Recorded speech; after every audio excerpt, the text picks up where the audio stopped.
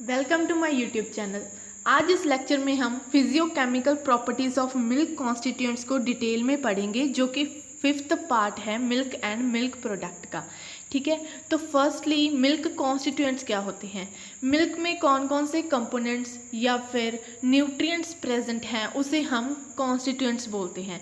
इसमें major milk constituents आते हैं एंड माइनर मिल्क कॉन्स्टिट्यूएंट्स आते हैं। तो इन major and minor milk constituents की कौन कौन सी फिजियोकेमिकल प्रॉपर्टीज़ हैं, इनको आज हम डिटेल में पढ़ेंगे। तो फर्स्ट है जी मेजर मिल्क कॉन्स्टिट्यूएंट्स। इसमें फर्स्ट आता है वाटर। जो वाटर है वो एक मीडियम की तरह एक्ट करता है मिल्क में। जो बाकी कॉन्स्टिट्यूएंट्स होते हैं वो मिल्क वाटर में या तो डिज़ोल्व हो जाते हैं या फिर सस्पेंड हो जाते हैं। जो वाटर है वो फ्री फॉर्म में ज़्यादा अवेलेबल होता है मिल्क में। इसका बहुत ही कम पोर्शन है जो बाउंड फॉर्म में होता है, being firmly bond by milk proteins phospholipids. Second major milk constituent है जी मिल्क फैट। जो बल्क है मिल्क फैट का वो मिल्क में एग्जिस्ट करता है in the form of small globules. जो स्मॉल ग्लोब्यूल्स हैं उनका जो साइज़ होता है वो 2 से 5 माइक्रोन साइज़ होता है। इसे हम oil in water type emulsion भी बोल सकते हैं। ठीक है, जो फैट ग्लोब्यूल्स हैं उनके ऊपर एक कोटेड लेयर होती है जिसे हम फैट ग्लोब्यूल मेम्ब्रेन बोलते हैं। ये जो मेम्ब्रेन होती है वो फॉस्फोलिपिड प्रोटीन की बनी होती है in the form of complex. ठीक है, जो कि स्टेबलाइज करती है फैट इमल्शंस को। अगर हम दूसरे वर्डों में बोलें तो जो मेम्ब्रेन है वो प्रिवेंट करती है फैट ग्लोब्यूल्स को from coalescing but keeps separated from one another. जो इमल्शन है वो उसको हम ब्रोक कर सकते हैं एजिटेशन से, हीटिंग से या फिर फ्रीजिंग से। जब मिल्क को हम अनडिस्टर्ब्ड रख देते हैं तो जो फैट ग्लोब्यूल्स हैं वो सरफेस के ऊपर आने स्टार्ट हो जाते हैं एंड एक क्रीम की लेयर है जो बन जाती है।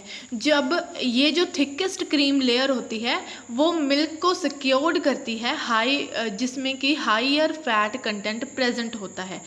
एंड जो बफेलो मिल्क है उसमें ज़्यादा फैट ग्लोब्यूल्स है जो लार्ज मात्रा में प्रेजेंट होते हैं as compare to cow's milk. ठीक है, जो मिल्क फैट है वो number of glyceride ester of fatty acid से मिलके बना होता है।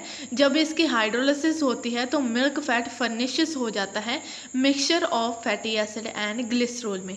ठीक है, तो इसलिए जो मिल्क फैट है उसे हम मिक्सचर बोलते हैं ट्रू फैट्स का, जिसका कोई भी शार्प मेल्टिंग पॉइंट नहीं होता। जो फैटी एसिड्स हैं वो सैचुरेटेड एंड अनसैचुरेटेड हो सकते हैं। जो सैचुरेटेड फैटी एसिड होते हैं वो रिलेटिवली स्टेबल होते हैं, बट जो अनसैचुरेटेड फैटी एसिड्स होते हैं वो इम्पॉर्टेंट रोल प्ले करते हैं physiochemical properties of milk fat में। ठीक है, थर्ड मेजर कॉन्स्टिट्यूएंट है मिल्क प्रोटीन। जो प्रोटीन है वो मोस्ट कम्प्लेक्स ऑर्गेनिक सब्सटेंस है जो कि लिविंग ऑर्गेनिज्म को चाहिए होता है इंडिविजुअल बॉडी सेल को इंडेंसिबल करने के लिए। जो प्रोटीन है वो large number of amino acid से मिलके बना होता है, जो कि असेंशियल भी हो सकते हैं, नॉन असेंशियल भी हो सकते हैं। जो असेंशियल अमाइनो एसिड्स होते हैं वो नेसेसरी होते हैं डाइट में, ताकि हमारे बॉडी की प्रोटीन की फॉर्मेशन हो सके। जब इनकी हाइड्रोलाइसिस होती है तो प्रोटीन है जो मिक्सचर ऑफ अमाइनो एसिड्स में कन्वर्ट हो जाता है। जो प्रोटीन है मिल्क में वो मेनली केजियन प्रोटीन होता है या फिर beta lactoglobulin and alpha lactoalbumin. जो केजियन प्रोटीन है वो ज़्यादा होता है मिल्क में। जो केजियन प्रोटीन है वो एग्जिस्ट करता है इन मिल्क एंड हमें वो मिलता है कैल्शियम कैजनेट फॉस्फेट कॉम्प्लेक्स की फॉर्म में।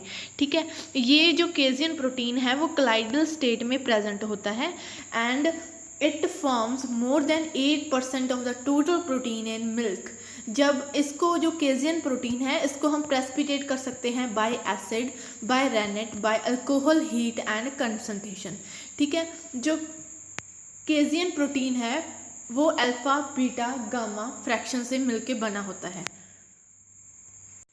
एंड इसका हाइड्रोजीनियस नेचर होता है अल्फा केजियन प्रोटीन का, जो कि इलेक्ट्रोफोरेसिस के दौरान ऑब्जर्व किया गया है।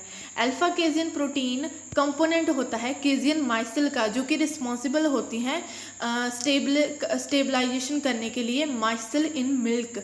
उसके बाद जो लेटर स्टडी हुई तो उससे पता चला कि जो अल्फा केजियन प्रोटीन है उसके 2 सब फ्रैक्शंस होते हैं, अल्फा एस्केजियन एंड अल्फा के। एंड जो अल्फा एस्केजियन प्रोटीन है वो कैल्शियम आयन वो प्रेसिपिटेट होता है by calcium ion under certain conditions. इसीलिए अल्फा एस्केजियन प्रोटीन को हम कैल्शियम सेंसिटिव प्रोटीन बोलते हैं। एंड जो केजियन के प्रोटीन है वो उसे हम कैल्शियम इनसेंसिटिव प्रोटीन को बोलते हैं, क्योंकि वो प्रेसिपिटेट नहीं होता कैल्शियम आयन से। जो केजियन प्रोटीन है वो रिचड रिपोजिटरी है of carbohydrate as against of other fraction. ठीक है, तो जो रेनिन का एक्शन होता है वो केजियन प्रोटीन के ऊपर होता है। जो बीटा ग्लोबुलिन्स हैं एंड अल्फा एल्ब्यूमिन्स हैं वो वे एंड सीरम प्रोटीन के तौर पे जाने जाते हैं। ये भी कोलाइडल स्टेट में प्रेजेंट होते हैं मिल्क में एंड ईजिली कोगुलेट हो जाते हैं by heat. Third major ingredient है मिल्क शुगर एंड लैक्टोज। ये जो मिल्क शुगर एंड लैक्टोज है ये भी मिल्क में ही एग्जिस्ट करते हैं एंड ये ट्रू सोल्यूशन होते हैं मिल्क सीरम में। जब हम क्रिस्टलाइजेशन करते हैं from water it form hard gritty crystals. It is 1/6 as sweet as sugar. Lactose responsible होता है कुछ कंडीशंस में जब सैंडीनेस हो जाती है आइसक्रीम में एंड स्वीटन कंडेंस्ड मिल्क में, तो कुछ कंडीशंस में लैक्टोज है जो वो रिस्पॉन्सिबल होता है। केमिकली जो लैक्टोज होता है वो एक मॉलिक्यूल होता है जो कि ग्लूकोज एंड गैलेक्टोज से मिलके बनता है। लैक्टोज 2 फॉर्म में होता है, alpha and beta, both of which either, इन दोनों में से कोई तो हाइड्रेट हो सकता है या फिर अनहाइड्रेट हो सकते हैं। ठीक है, एंड ये फर्मेंट होते हैं by bacteria to yield lactic acid and other organic acid. And ये इनका इम्पॉर्टेंट रोल होता है कल्चर्ड मिल्क प्रोडक्ट की प्रोडक्शन करने के लिए। ठीक है, एंड नेक्स्ट मेजर इंग्रेडिएंट है मिनरल मैटर और ऐश। जो मिनरल मैटर और सॉल्ट है मिल्क में वो ऑल्दो प्रेजेंट होते हैं स्मॉल क्वांटिटी में, exert considerable influence on the physiochemical properties and nutritive value of the milk। ठीक है, तो जो सॉल्ट है उसमें जैसे कि potassium, sodium, magnesium, calcium, phosphate, citrate, chloride, sulphate and bicarbonate present होते हैं। एंड जो मिनरल सॉल्ट है मिल्क का उसे हम डिटरमाइन करते हैं आफ्टर ऐशिंग। ऑल्दो मिल्क जो है एसिडिक है बट ये डिस्टिंक्टली बेसिक भी है। जो ऐश है वो बेसिक होती है। Part of the mineral salt occur in a true solution which is the part of the colloidal state.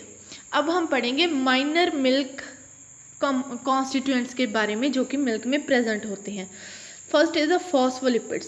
Milk में 3 टाइप के फॉस्फोलिपिड्स प्रेजेंट होते हैं, लेसिथिन, सेफेलिन एंड स्फिंगोमाइलिन।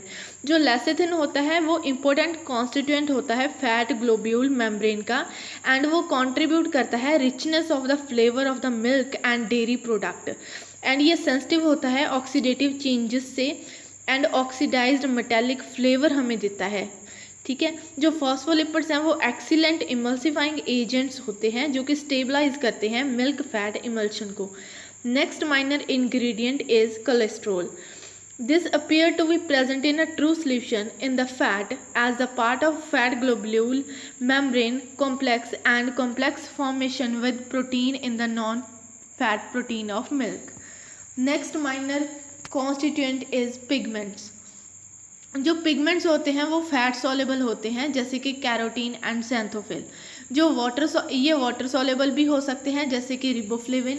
कैरेटिन एक कलरिंग मैटर है जो कि ऑल ग्रीन लीव्स में पाया जाता है जो कि बनाया जाता है बाय क्लोरोफिल।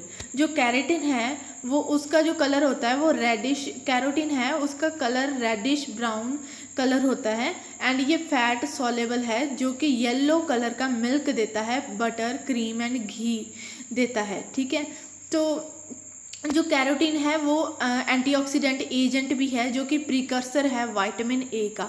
जो एक मॉलिक्यूल बीटा कैरोटीन का हमें 2 मॉलिक्यूल विटामिन ए के देता है एंड अल्फा कैरोटीन है जो 1 मॉलिक्यूल देता है। ठीक है, जो डेयरी एनिमल्स होते हैं उनकी कैपेसिटी होती है कि वो ट्रांसफ़र कर सके कैरोटीन को फीड से मिल्क में। ठीक है, ये है जो वेरी करता रहता है breed to breed, individuality to individuality. Cows हैं जो उनकी जो जैसे कि जर्सी काउ है, इनकी एबिलिटी होती है कि ये ट्रांसफ़र करती हैं carotene from their feed to the milk fat than buffalo.